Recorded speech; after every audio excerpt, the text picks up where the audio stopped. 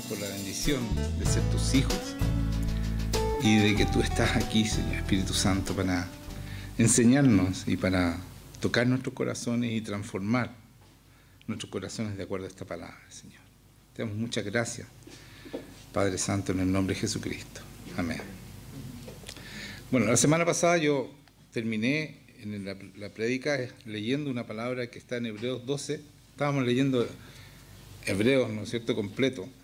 Hemos ido sacando lo importante que es nuestro Dios Jesucristo, lo importante que es el nuevo pacto del cual nosotros somos partícipes, ¿no es cierto?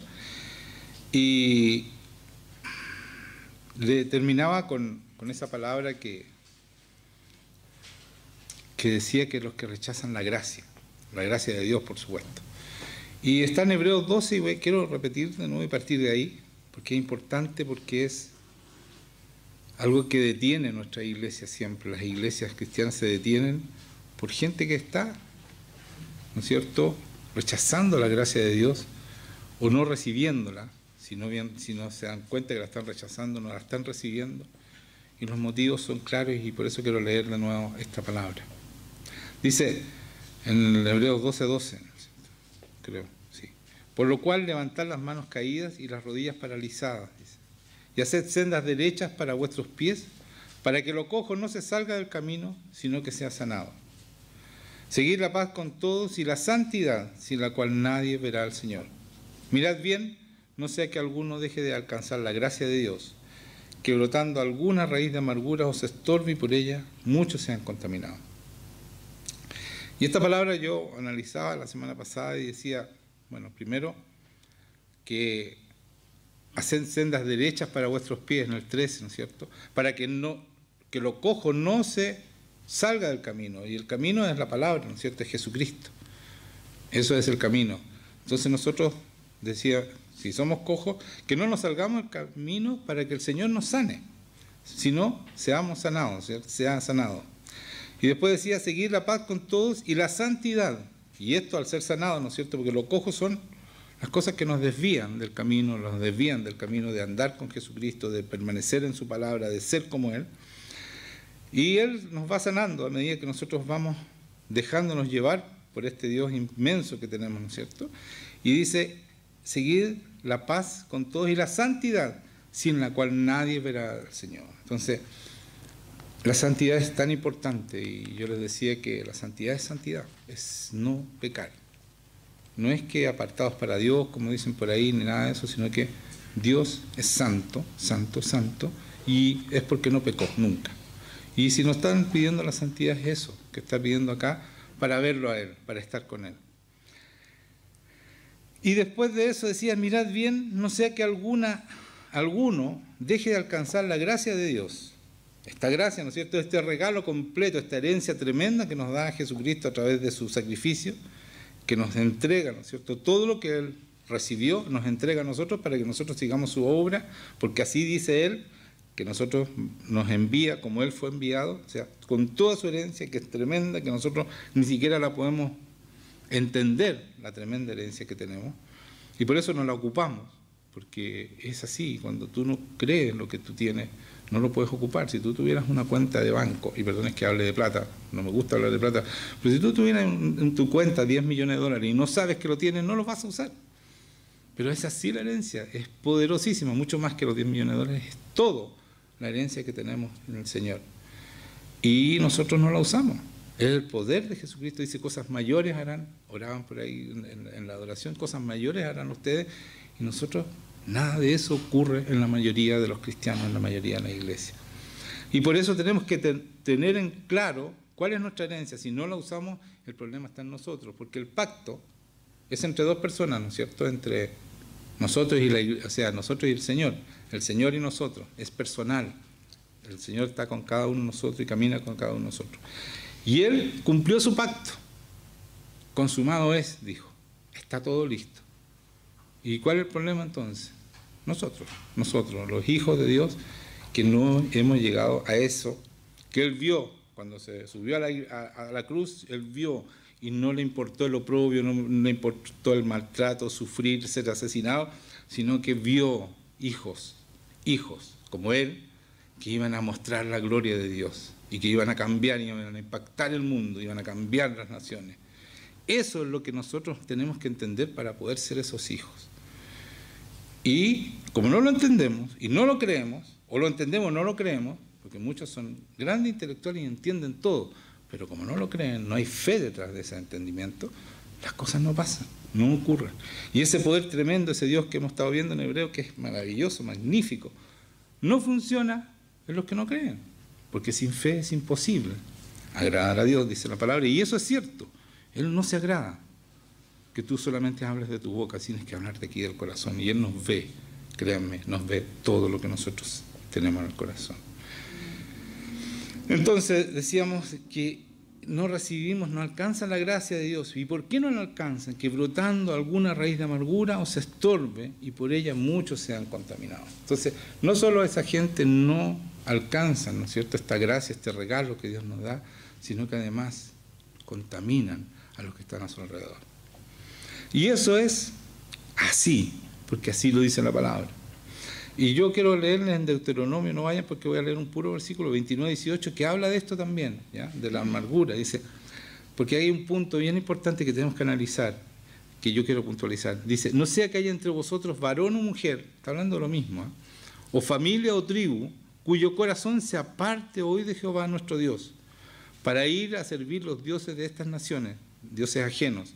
No sea que haya en medio de vosotros raíz que produzca hiel y ajenjo, que produzca amargura. Entonces, la consecuencia de tener amargura es que nosotros empezamos a servir a otros dioses. Y ahí viene la frustración y la amargura. ¿Por qué otros dioses? ¿Cuál es el otro Dios de hoy día? ¿Cuáles son los dioses de hoy día que la gente sirve? El dinero, ¿no es cierto? El trabajo, para tener dinero, porque muchos se excusan que les gusta trabajar, pero la verdad que no es eso. Ellos para evadir sus amarguras, porque el trabajo produce amargura, es estar enfocado solamente en el trabajo. Yo no digo que no hay que trabajar, pero estar solamente enfocado, y ese es tu Dios. Entonces tú funcionas porque tú eres exitoso en tu trabajo, entonces todos te admiran porque tú eres exitoso en tu trabajo y tú recibes dinero por eso. Ese es tu Dios. Al final termina siendo tú mismo el Dios, pero eso te va a traer frustración. Tarde o temprano te van a despedir, porque hoy día los trabajos no duran más de 3 años promedio. Si uno estudia, hoy día es así, 3, 4 años y para afuera. Son muy pocas las empresas que mantienen a su gente hoy día. ¿Por qué no es?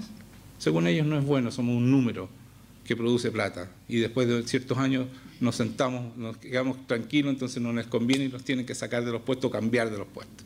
Así funciona hoy día. Entonces, hoy día hay más frustración que nunca, más suicidio que nunca, sobre todo esa gente que está enfocada en los trabajos y en la plata, en el dinero, ¿ya? Entonces, eso trae amargura y no nos permite, estamos tan ocupados en este Dios que no nos permite recibir la gracia de Dios, este regalo tremendo que trae todo lo demás, todo lo que tú estás buscando con afán,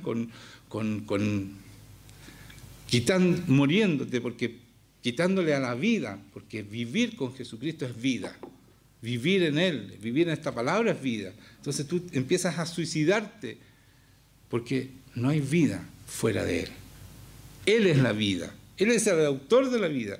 O sea, si nosotros hacemos todo lo que hacemos fuera de Él, está fuera de la vida.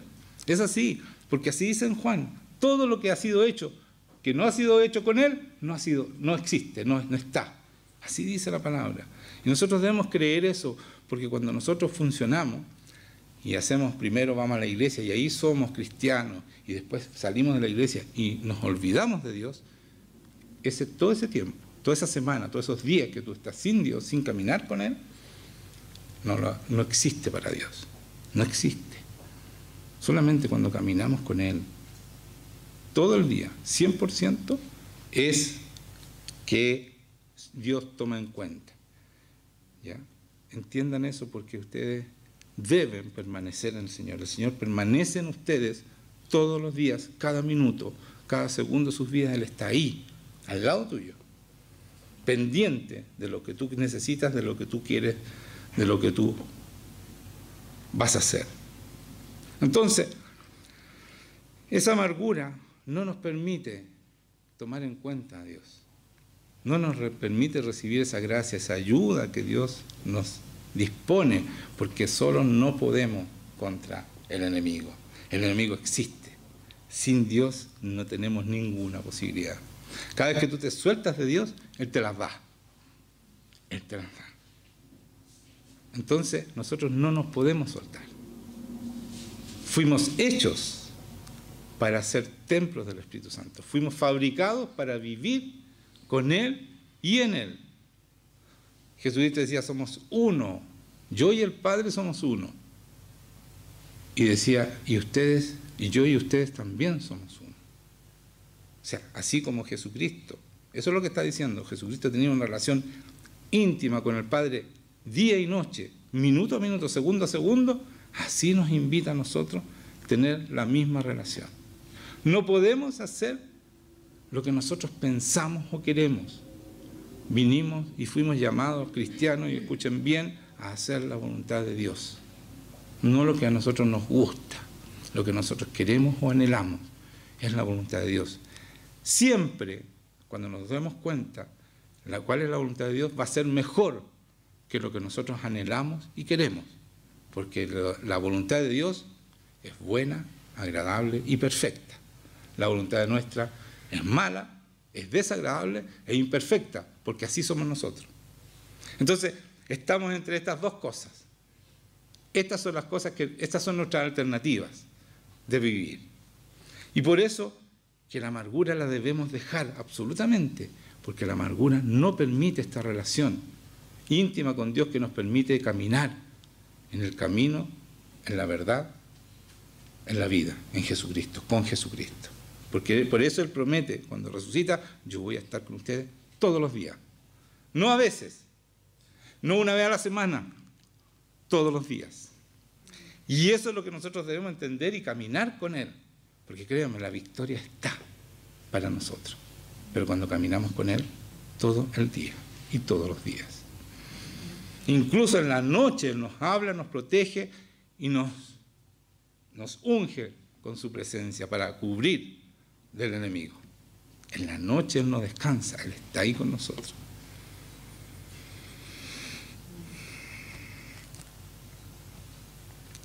La promesa, cuando Jehová le dijo a Salomón y le dijo que le pidiera lo que quisiera, y Salomón le pidió sabiduría, y con eso le dio todo el Señor.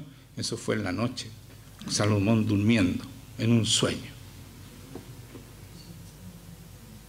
Eso es para que nosotros entendamos. No es para que nosotros, oh, qué bonito, es para que nosotros entendamos que aún en sueños el Señor puede cambiar tu vida. Pero cuando yo estoy pendiente de Él y yo me duermo, sabiendo que Él va a estar conmigo en esa noche, porque está todas las noches conmigo y me va a hablar. Y a mí muchas veces me ha hablado ahí, en el sueño. No muchas veces, contadas veces, pero profundamente, o sea, cosas importantes me las ha dicho en el sueño. Que no vale la pena repetir porque ya las dije, pero han sido muy importantes. Y pongo este ejemplo de Salomón que está en la Escritura, que es así. Entonces, sigamos. Esto quedó claro lo de la amargura, ¿cierto? Ya, qué bueno. En Gálatas 5, en el 4:5 también dice, de Cristo os desligasteis los que por la ley os justificáis, de la gracia habéis caído. ¿Ves? Aquí son los que la gracia... De nuevo, fíjense que es lo mismo de Deuteronomio. Cuando de Cristo te desligaste, o sea, te apartaste de Cristo, y por la ley te justifica, cuando uno empieza a vivir por la ley, por nuestras propias fuerzas. Esto es súper importante, hermano. ¿Sabes que hay muchos cristianos, buenos cristianos, que tienen este serio problema? Y no avanzan, no crecen, y se quedan ahí. Y son gente que ora mucho tiempo, que pasan mucho tiempo con Dios, pero ¿saben que tienen este problema? Y por eso lo puse aquí. Miren, yo se los voy a explicar. Esa gente dice, de Cristo os desligasteis lo que por la ley os justificáis, de la gracia habéis caído. Se desligan del Señor y empiezan a justificarse por la ley, a ser legalistas. ¿Y en qué sentido son legalistas? Porque la ley hay que cumplirla, para eso tenemos el Espíritu Santo. Pero de una manera que dice después, pues nosotros por el Espíritu Espíritu Santo con mayúscula, aguardamos por la fe la esperanza de la justicia. O sea, nosotros por el Espíritu Santo hacemos las cosas, no porque yo soy capaz de hacer lo que tengo que hacer. Y esa es una línea muy delgadita, pero así, finita, que nosotros vamos a la oración y pasamos tiempo con Dios, horas con Dios, pero es para que nosotros, para pedir lo que nosotros queremos, nuestra voluntad, para hacer lo que yo tengo que hacer. No sé si me entienden. Voy a la oración y estoy 3, 4 horas pidiéndole lo que yo quiero. Y no me estoy comunicando con el Señor y el Espíritu Santo para que me diga cuál es su voluntad. Y ahí caigo en la ley, porque soy yo el maravilloso y yo voy a hacer lo que tengo. Y si tengo que orar 10 horas, estoy 10 horas orando. ¿Pero para quién estoy orando? Para hacer mi voluntad, para que Dios haga mi voluntad. Y esa es la diferencia entre el legalista y el que vive por el Espíritu. El que vive por el Espíritu Santo se deja guiar por el Espíritu Santo y ora las horas que Dios nos dice. No sé si me entienden. Y nos dejamos, somos mansos y dejamos no mi voluntad, sino que la voluntad de Él. Y eso se cumple.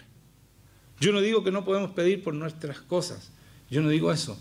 Pero siempre alineémonos con Dios. Preguntémosle qué quiere Él. Si esas cosas son las que Él quiere. Si no, no pidamos. Seamos mansos. Dejemos que Él nos guíe. Seamos mansos y humildes. Por eso Jesucristo nos dice, aprendan de mí, que soy manso y humilde de corazón. ¿Qué es lo que hacía Jesucristo? Todo lo que veo hacer al Padre, eso hago. Jesucristo nos enseñó a hacer lo que debemos hacer. No lo que nosotros queremos, lo que debemos hacer Jesucristo. ¿Qué quiere Jesucristo? Jesucristo dijo, yo voy a caminar contigo todos los días. ¿Qué quiere el Señor? Estar pendiente, ser buenos anfitriones, lo he repetido muchas veces, del Espíritu Santo. El Espíritu Santo está aquí. Somos templo del Espíritu Santo. Pero no para llevar al Espíritu Santo donde nosotros queremos, para hacer nuestra voluntad si nosotros no entendemos nada de lo que es esta vida. No sabemos nada, Dios lo sabe todo. ¿Cómo vamos a ser buenos nosotros, guiando nosotros a Dios? Como decía antiguamente en los buses, micros en Chile, el Señor es mi copiloto. ¡Oh, qué soberbia! ¿Cómo yo voy a...? Él es mi acompañante, yo lo guío, yo manejo. ¿Cómo puede ser eso? Pero eso es orgulloso, los que tenían, lo ponían en el letrero como que son creyentes en Dios. Eso no es entender a Dios. Tú no puedes ser copiloto, Él no puede ser copiloto, tú eres el copiloto y Él te guía y te lleva donde Él quiera llevarte. Ese es el verdadero cristiano y ese es el que va a dar fruto y el que va a dar fruto 1 por 1000. Los demás se van a quedar en sus planes y van a llegar arriba a decir, Señor, hice todo esto, y se convirtieron tantas personas y el Señor te dice, sabes que no te conozco. Esas son las personas que el Señor le dice, no te conozco. ¿Y sabes por qué le dice no te conozco? Porque hicieron todo en su voluntad. Y hicieron y parecían cristianos y oraban más que ninguno. Porque tenían que orar más que ninguno porque sus planes no funcionaban. Porque eran sus planes. No sé si me entienden. Y caen en amargura. Entonces este Señor ya no funciona porque no me hace caso. No hace lo que yo le pido.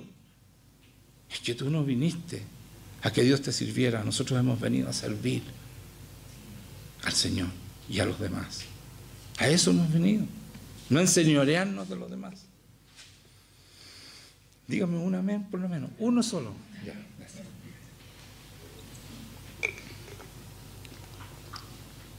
Entonces, soltemos a los amargados. Aquí no hay amargados, ¿no es cierto? Gracias por ese amén. Pero después en Hebreos 12, en el 16 sigo, vamos a seguir con Hebreos. Dice, no sea que haya algún fornicario o profano, como Esaú. Y meten a Esaú aquí, en hebreo. Que por una sola comida vendió su primogenitura, qué difícil palabra, primogenitura, y porque ya sabéis que aún después deseando heredar la bendición, fue desechado y no hubo oportunidad para el arrepentimiento, aunque la procuró con lágrimas. Entonces, ¿qué nos está diciendo el Señor aquí? Oye, dejémonos de la amargura. Dejémonos de servir a otros dioses. Eso está diciendo aquí. Porque Él perdió, ¿no es cierto? Y es como injusto, ¿no es cierto? Siempre a Esaú se le ha dejado como que Jacob o Israel lo engañó. Porque engañó a su papá Isaac, se vistió, ¿no es cierto?, se puso como un disfraz de oveja para que pareciera peludo como Esaú. Y el papá no lo reconoció, creyó que era Esaú y lo bendijo. Pero saben que hay un detalle.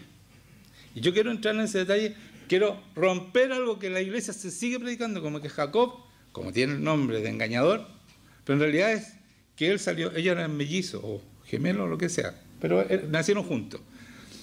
Él salió después de Esaú, pero tomado del talón de Esaú. Y esa es la palabra Jacob, que es tomado del talón y también como engañador. O engañador, dejémoslo engañado. Pero yo quiero decirles que, a pesar que fue una trampa la que hizo Jacob, Dios la respetó por la siguiente razón. Porque Esaú no se merecía la primogenitura, porque la entregó. Y la entregó despreciando su ley. Y yo quiero que leamos aquí en el 25, en Génesis 25, en el 29, quiero que leamos un poquito, para romper esta mentira. Porque Jacob se merecía lo que hizo. Se merecía lo que obtuvo y Esaú se merecía perderlo. Como que el Señor es injusto y no es así. Yo se lo voy a demostrar que no es así, porque a mí me han predicado muchas veces esto y yo encuentro que el Señor no se equivocó al elegir a Jacob y a permitir este, entre comillas, engaño. Yo se lo voy a decir por qué es entre comillas. Vamos a levantar a Jacob, ¿ya? Y a ponerlo en su lugar. Vamos a ver si puedo hacerlo. En el 29 dice así: y guisó Jacob un potaje, y volviendo Esaú del campo cansado, dijo a Jacob: te ruego que me des de comer de este guiso rojo, pues estoy muy cansado. Por tanto, fue llamado su nombre Edom, que esto es rojo. Por eso se llamó Edom, ¿ya? Y Jacob respondió: véndeme en este día tu primogenitura.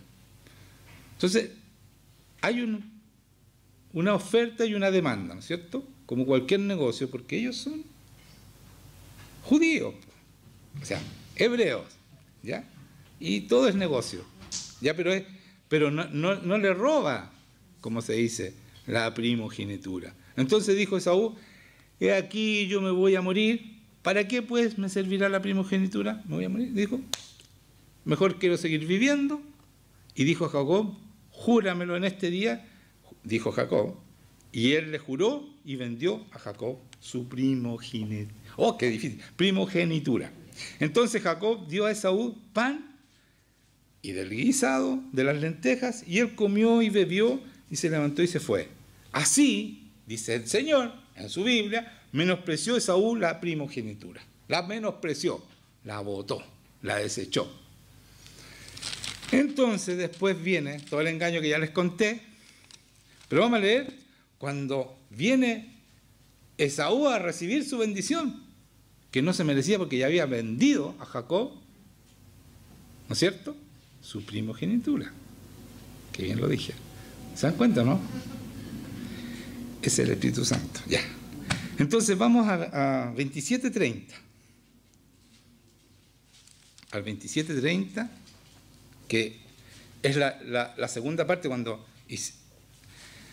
Esaú va a buscar su bendición, ¿ya? Y dice: aconteció luego que Isaac acabó de bendecir a Jacob, y apenas había salido Jacob, y había engañado a su papá, a Isaac, de delante de Isaac, su padre, que Esaú, su hermano, volvió de cazar. E hizo él también guisado, y trajo a su padre, y le dijo: levántate, mi padre, y coma de la casa de su hijo, para que me bendiga. Entonces Isaac, su padre, le dijo: ¿quién eres tú? Y él le dijo: yo soy tu hijo, tu primogénito, Esaú. Y se estremeció Isaac grandemente, y dijo: ¿quién es el que vino aquí, que trajo casa, y me dio, y comí de todo, antes que tú vinieses? Yo le bendije, y será bendito. Cuando Esaú oyó las palabras de su padre, clamó con una grande y muy amarga exclamación, y le dijo: bendíceme también a mí, padre mío. Y él dijo: vino tu hermano con engaño, y tomó tu bendición. Y Esaú respondió, bien llamaron su nombre Jacob, o sea, engañador, pues ya me ha suplantado 2 veces. Ha engañado 2 veces, dicen otras versiones. Se apoderó de mi primogenitura y dijo, y he aquí ahora ha tomado mi bendición. Y dijo, ¿no has guardado bendición para mí? ¿Se dan cuenta que miente? ¿Le quitó la primogenitura? ¿O él se la regaló por un plato de lentejas? Está mintiendo Esaú. ¿Y se merecía el otro la bendición? Claro que sí, porque si la primogenitura tenía que recibir la bendición. Por lo tanto, Jacob no hizo nada chueco. Tuvo que hacerlo porque este hombre iba a mentir y iba a tratar de apoderarse de lo que ya había regalado. ¿Se dan cuenta, no? Entonces, Jacob, por eso el Señor le cambia a Israel. No es más el engañador. Díganme un amén. ¿Qué le habían predicado siempre? Que Jacob era el timador, ¿no? No es así. Él recibe lo que él tenía que recibir. Porque el otro desechó su herencia. ¿Sí o no? Los antiguos, ¿sí o no? Díganme un amén. ¿Es así o no? ¿Se dan cuenta cómo la gente llega y predica porque escucharon a otro pastor y siguen predicando la cuestión y no leen la palabra? Si aquí está mintiendo eso. Dice, y ahora ha tomado mi bendición y dijo, ¿no has guardado bendición para mí? Isaac respondió y dijo a Esaú, he aquí yo le he puesto por señor tuyo y le he dado por siervo a todos sus hermanos. Eso fue lo que regaló él, po. La primogenitura nos regaló esto por un plato de comida. De trigo y vino lo he provisto. ¿Qué pues te haré a ti ahora, hijo mío? Y Esaú respondió a su padre, no tienes más que una sola bendición, padre mío, bendíceme también a mí, padre mío. Y alzó Esaú su voz y lloró. Y por eso aquí dice, deseando heredar la bendición, fue desechado y no hubo oportunidad para el arrepentimiento, aunque lo procuró con lágrimas. No hubo caso, eso no. Se entregó al enemigo y se acabó. Entonces nosotros, si empezamos a servir, de ese es el punto que estoy tratando, si empezamos a servir a otros dioses y seguimos a nuestro trabajo y la plata y el dinero, va a llegar el momento que el Señor va a decir, se bajó la cortina y se acabó. ¿Es que el Señor es misericordioso, es bueno? Sí, es misericordioso, es bueno, y le había dado la primogenitura a este hombre Esaú, pero él la regaló. Y el Señor es bueno y misericordioso con nosotros y nos ha dado la herencia, porque con su sangre nosotros tenemos acceso a su presencia, a estar con Él, a recibir toda la herencia y ser como Él. Así dijo, ustedes vayan porque yo lo envío como yo fui enviado, con todo lo que yo fui enviado. Y más porque cosas mayores harán ustedes, tienen más tiempo que yo. Y nosotros hacemos lo que queremos y vendemos nuestra primogenitura, porque somos hijos de Dios y tenemos el nombre por sobre todo nombre a nuestro favor, Jesucristo nuestro Señor. Y trabajamos ¿para quién? Para el enemigo, fíjate. Y después estamos llorando y clamando, Señor, ¿por qué a mí? Es por eso. Hacemos igual que Saúl, pero si yo soy hijo, ¿por qué? Bueno, porque tú no has tomado en serio tu herencia y la has despilfarrado, como he dicho tantas veces, como el hijo pródigo. Y nosotros leemos el hijo pródigo, pero ¿cómo hace esto? Hacemos lo mismo cuando nosotros no tomamos en serio nuestra herencia, no comprendemos la herencia que tenemos. Entonces, aclarando este punto y rescatando a Jacob como Israel, ¿no es cierto? Por algo el Señor le cambió el nombre. Seguimos adelante. Y dice, después que dice que lo procuró con lágrimas, dice, porque no os habéis acercado al monte que se podía palpar. Esto está hablando del monte donde en Éxodo, ¿no es cierto?, Moisés se encontraba con Dios y conversaba con Dios. Dice, porque nosotros los de este nuevo pacto, no nos hemos, dice, porque no os habéis acercado al monte que se podía palpar y que ardía en fuego, a la oscuridad, a las tinieblas y a la tempestad. El sonido de la trompeta, todo esto pasaba en este monte, y la voz que hablaba, la cual de los que oyeron rogaron que no se les hablase más, porque no podían soportar lo que se ordenaba. Si aún una bestia tocara el monte, será apedreada y pasada con dardo. Y tan terrible era lo que se veía que Moisés dijo, estoy espantado y temblando. Todo eso es lo que se veía en ese monte donde él iba a hablar con el Señor, ¿cierto? Y el pueblo tenía que mirar desde lejos. Ese era porque el pueblo decidió así, no fue porque Dios quiso, ¿ya? El pueblo no quiso ir a estar en presencia de Dios. Sino que habéis acercado al monte de Sión.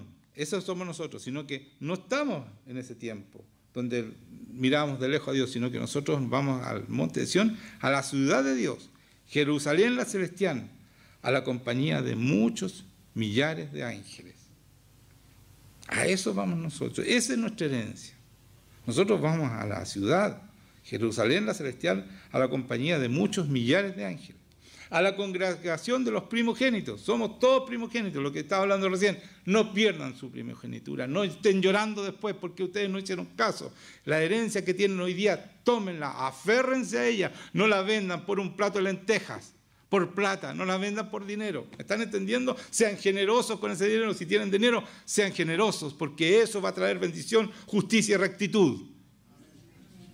Eso es. Y eso léanlo, está en 1 Corintios o 2 Corintios 11. Ahí vean la generosidad, por qué nosotros debemos ser generosos. Porque eso trae rectitud, trae justicia, nos hace santos, porque dice que nadie que no sea santo verá al Señor. Debemos ser así. Debemos, y sobre todo con la familia de la fe, entre nosotros. Por eso dice, así dice el Señor.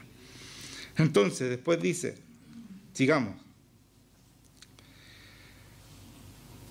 Entonces nosotros dice, a la congregación de los primogénitos que están inscritos en los cielos, a Dios, el juez de todos, a los espíritus de los justos, hechos perfectos, a ese pertenecemos nosotros, a todo eso, a Jesús el mediador del nuevo pacto, a eso pertenecemos nosotros.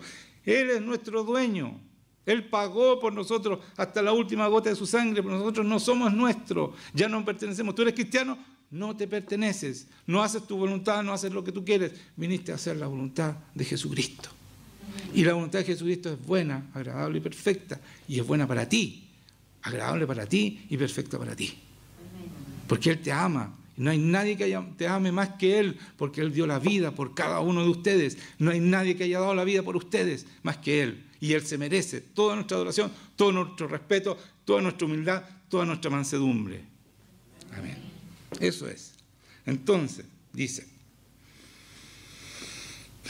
a Jesucristo, el mediador del nuevo pacto, y a la sangre rociada, que habla mejor que la de Abel, ¿no es cierto? Mirad que no desechéis al que habla, porque si no escaparon aquellos que desecharon al que amonestaba de la tierra, ese es el que estaba en el monte, ¿no es cierto?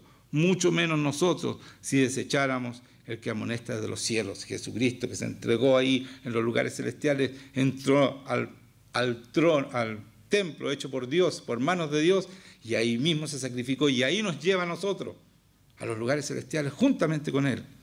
Ese es nuestro Dios. Y dice que si desecháramos al que amonesta de los cielos, la voz del cual conmovió entonces la tierra, pero ahora ha prometido diciendo, aún una vez, dice Dios, Jesucristo, y conmoveré no solamente la tierra, sino también el cielo.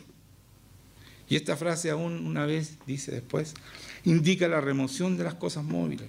O sea, se va a acabar esto que nosotros vemos como cosas hechas para que queden las inconmovibles. ¿No me creen esto? Vamos a Pedro, dice Pedro 3:10, dice así. 2 Pedro, 3:10. Pero el día del Señor vendrá como ladrón en la noche, en el cual los cielos pasarán con grandes estruendos, y los elementos ardiendo serán deshechos, y la tierra y las obras que en ella serán quemadas. Se acabó. Porque van a quedar las cosas inmutables, las cosas, como dice aquí, inconmovibles, no las movibles. Se acaba esto. Y esta frase, aún una vez, dice, ¿no es cierto?, es para que queden las inconmovibles y se acaben las movibles. Así que recibiendo nosotros un reino inconmovible, el reino de Dios es inconmovible porque Él es inmutable, Él no cambia. Hermanos míos, es mentira que el Espíritu Santo dejó de actuar. ¿Quién dice eso? Los sesionistas. Los sesionistas. Gracias, hermanos. Los sesionistas dicen, el Espíritu Santo ya no actúa.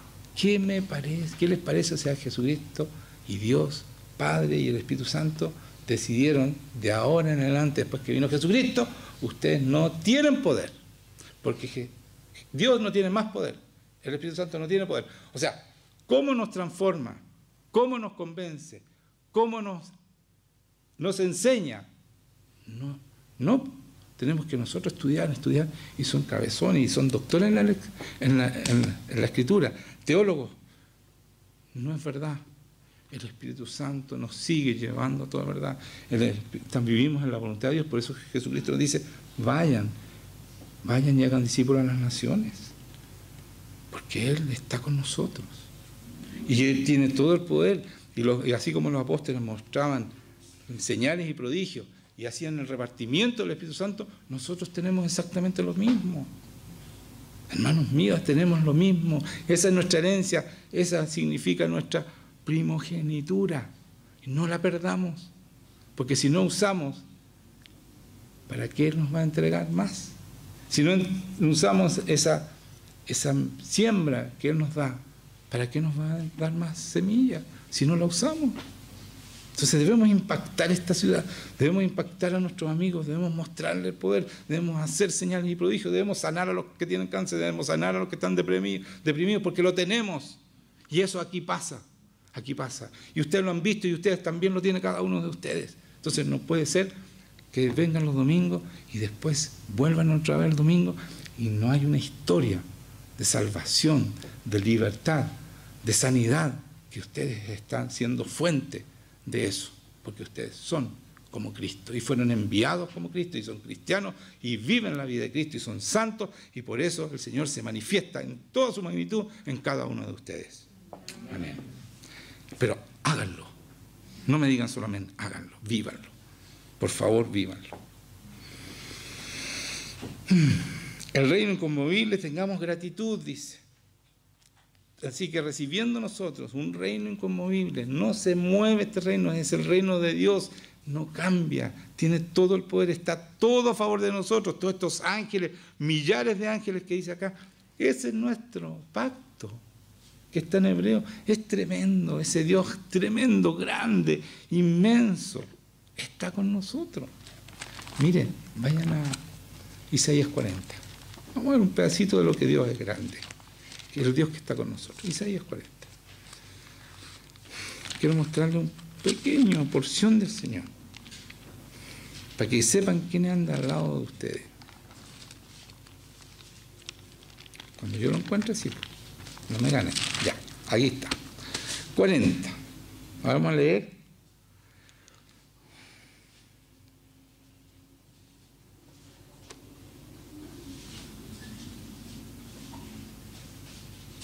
El 12, empecemos en el 12.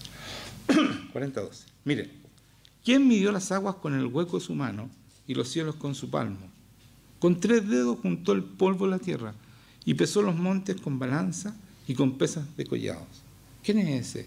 Ese es el Dios que camina al lado nuestro. ¿Quién enseñó al Espíritu de Jehová o le aconsejó enseñándole? ¿Quién le ha enseñado a Dios? Esa es nuestra mente, la mente de Cristo tenemos nosotros. El Espíritu Santo está con nosotros. ¿Quién le enseñó a ese Espíritu? Al Espíritu de Jehová. Ese es el que está con nosotros. ¿Quién le enseña a Él? Él está con nosotros. Él nos enseña a nosotros.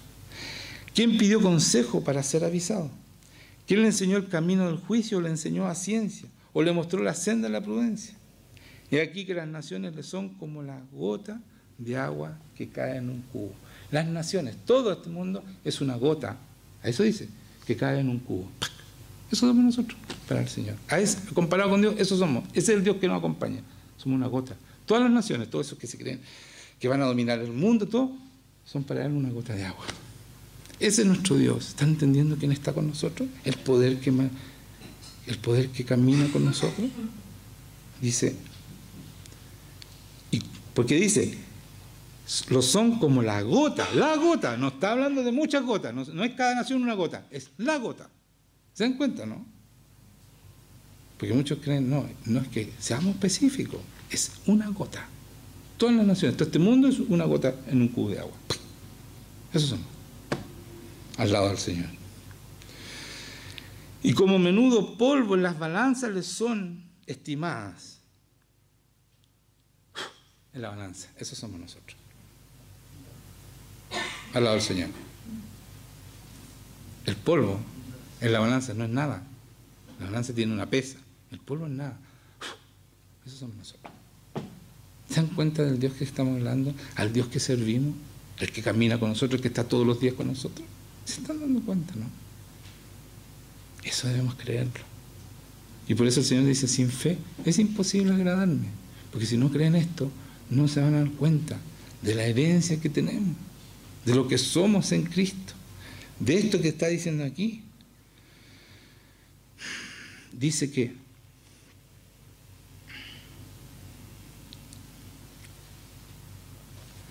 déjenme encontrarlo. Dice que somos parte de la Jerusalén, la celestial, la compañía de muchos millares de ángeles. O sea, todo el ejército de ángeles está a favor nuestro. Eso somos. Y la congregación de los primogénitos que están inscritos en los cielos son billones de billones, dice Juan en Apocalipsis. Y los espíritus de los justos hechos perfectos. Y Jesús, el tremendo Dios. Sigamos, ¿quieren ver otro poquito? Dice, y como menudo polvo en las balanzas les son estimadas. He aquí que hace desaparecer las islas como polvo. Ni el Líbano bastará para el fuego, ni todos los animales para el sacrificio. Como nada son las naciones delante de él. Como nada. ¿Se dan cuenta? Y en su comparación serán estimadas en menos que nada. Y que lo que no es. O sea, si nosotros nos comparamos todas las naciones, todos esos poderes inmensos, Estados Unidos, todos estos países grandes, Alemania, ¿no es cierto?, poderoso, Japón, dice, si se comparan con él, son menos que nada. Eso para que entendamos. Esto lo describe Isaías. ¿Por qué leo Isaías? Porque Isaías, todo lo que dijo de Jesucristo se cumplió absolutamente. Nosotros lo hemos comprobado, todo lo que ha dicho Isaías se cumple. Por lo tanto, esta comparación es absolutamente cierta, certera. Él no se equivoca, Isaías. Por eso lo ocupé a él, para mostrarle el tamaño del que nos acompaña. Después de eso, lean el 40, porque ahí está todo la... Es tremendo Dios, ¿ya? El que nos acompaña. Entonces dice así, recibiendo un reino inconmovible, tengamos gratitud y mediante ella sirvamos a Dios agradándole con temor y reverencia, porque nuestro Dios es fuego consumidor. Entonces, vamos a Gálatas 4. Quiero leer Gálatas 4 para que entendamos esto de Jerusalén, la celestial, todo lo que es esto, ¿ya? Gálatas 4, 26, 31. Dice, mas la Jerusalén de arriba, la cual es madre de todos nosotros, es libre. Esa es la Jerusalén que está hablando la celestial, ¿no es cierto? Porque está escrito, regocíjate, oh estéril, tú que no das a luz. 4:26, Gálatas. Prorrumpe en júbilo y clama, tú que no tienes dolores de parto, porque más son los hijos de la desolada que de la que tiene marido. Está hablando de nosotros, los hijos de la desolada somos nosotros, ¿ya? Los gentiles, ¿ya? Así que hermanos, nosotros, como Isaac, somos hijos de la promesa. Nosotros, todos nosotros, los gentiles, somos hijos de la promesa. Y créanme, la promesa es la promesa de Dios, ¿ya? No somos cualquier cosa, somos hijos de Él. Eso es ser hijo de la promesa. Ser hijo de Dios y tener el nombre, que es por sobre todo nombre en nuestras manos, que es Jesucristo. Para que como entonces en el que había nacido según la carne, perseguía al que había nacido según el Espíritu. Está hablando de, ¿no es cierto?, los hijos de la esclava, ¿no es cierto?, que Abraham tuvo un hijo con una esclava y con su esposa Sara, ¿no es cierto?, que es el que había nacido según el Espíritu Santo. Así también ahora, dice. Más, ¿qué dice la Escritura? Echa fuera a la esclava y a su hijo. O sea, ya no más nos van a perseguir los del mundo, se van a quedar fuera, ¿no es cierto?, porque no heredará el hijo de la esclava con el hijo de la libre. De manera que, hermanos, que no somos hijos de la esclava, sino de la libre. Somos hijos, fuimos liberados por Jesucristo, fuimos sanados, somos realmente la promesa que Jesucristo hizo y por los cuales Él fue y sufrió la cruz y su resurrección. Nosotros somos la causa y el motivo por el cual Jesucristo se sacrificó. Cada uno de nosotros. Y no podemos seguir viviendo como si no supiéramos que somos la promesa. La promesa, entiendan, que la gloria de Dios se va a manifestar en cada uno de nosotros. Que cuando nos vean, nosotros somos la solución de este mundo, somos la base, ¿no es cierto? La represa de moral de este mundo. Y no puede ser que este mundo se esté cayendo a pedazos cuando nosotros somos esa base moral que necesita el mundo, que se levante y diga la verdad. Y no permita más, con ese poder que está al lado nuestro, Jesucristo no va a permitir más cuando un hombre se levante, no con poder de las armas, sino que con el poder del Espíritu Santo y diga la verdad. Porque Él va a respaldar esa verdad y nadie va a poder mover a ese hombre de donde esté. Pero tenemos que levantarnos y entender quiénes somos, porque hoy día más que nunca nuestros niños están peligrando por las leyes que se están levantando, no solo en Chile, en muchas partes del mundo, en contra de nuestros niños, para degenerar a nuestros niños, para enseñarles en el colegio la masturbación a los 4 años, para enseñarles en el colegio que pueden elegir género, para enseñar en el colegio que sus padres no pueden evitar si ellos eligen ser mujer o hombre, dependiendo del género que ellos quieran ser. Eso es una aberración en contra de nuestra familia. Y nosotros debemos decir y declarar que eso no puede ser más. Debemos levantarnos como iglesia y no permitir más esa maldad que se está haciendo con nuestros niños. En el nombre de Jesucristo lo vamos a detener. Y eso sería. Vamos a orar. Vamos a orar.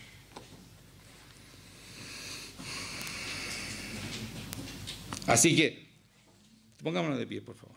Así que ofrezcamos siempre a Dios, por medio de Él, sacrificio de alabanza. Está pidiendo sacrificio de alabanza. No está pidiendo que nos sacrifiquemos, que nos matemos. No, sacrificio de alabanza, dice. Es decir, fruto de labios que confiesan su nombre. Vamos a confesar su nombre, vamos a confesar su verdad. Y de hacer bien y de la ayuda mutua, no os olvidéis, porque de tales sacrificios se agrada a Dios. Entonces eso vamos a hacer, vamos a confesar su nombre, vamos a hacer sacrificios de alabanza, vamos a adorar a nuestro Dios, porque Él es bueno, agradable y perfecto en todos sus caminos. No solo en todos sus caminos, Él es infinito en todos sus caminos, es infinitamente bueno, infinitamente poderoso, infinitamente glorioso. Todo es infinitamente. Ese Dios tremendo no es un poco, es completamente lo que nosotros decimos. ¿Ya? En Él no hay un poco de algo, está todo en Él.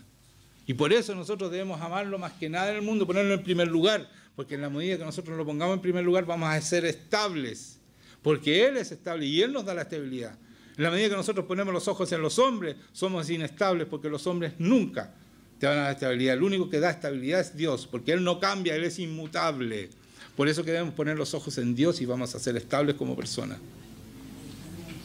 Señor, te doy gracias por tu presencia, por tu palabra, Señor. Gracias porque estás con nosotros, porque bendices, Señor, a tus hijos. Porque somos hijos tuyos, podemos llamarnos hijos tuyos y tú nos entregaste. No nos hiciste discípulos nomás, nos hiciste hijos, Señor, algo lo más cercano que podíamos ser. No sé si entienden eso, fuimos hechos hijos, hermanos míos, hijos. Imagínate lo que tú amas a tu hijo, así y mucho más nos ama Dios a nosotros. Mucho más nos ama Dios a nosotros. Así que, Señor, ven a mostrar tu amor en cada persona que está aquí, Señor. En el nombre de Jesucristo, ven a mostrar, Señor, y saca todas esas mentiras que tú nos amas, Señor, que tú no te sacrificaste, que tú, Jesucristo, muchos dudan hasta que vino Jesucristo. Jesucristo es historia, no es una fábula, es historia. Nadie ha podido decir lo contrario, que Jesucristo vino y hoy día la tumba está vacía porque resucitó. Y eso no es nuestra esperanza, es nuestra esperanza de vida para siempre. Porque nosotros somos eternos, igual que Él, que participamos de su muerte y de su resurrección. Y Él nos dio vida, y esa vida es eterna. La vida de Jesucristo es eterna, no nos da otro tipo de vida. No es solamente una nueva vida, es vida eterna. Entiéndalo, Jesucristo nos da vida eterna. No solo vida, no una nueva vida. No solo nos hace nuevos todas las cosas, nos hace nuevas todas las cosas, nos da una vida eterna. Gracias, Señor, por eso. Ven, Señor, con tu presencia y derrama tu gloria y saca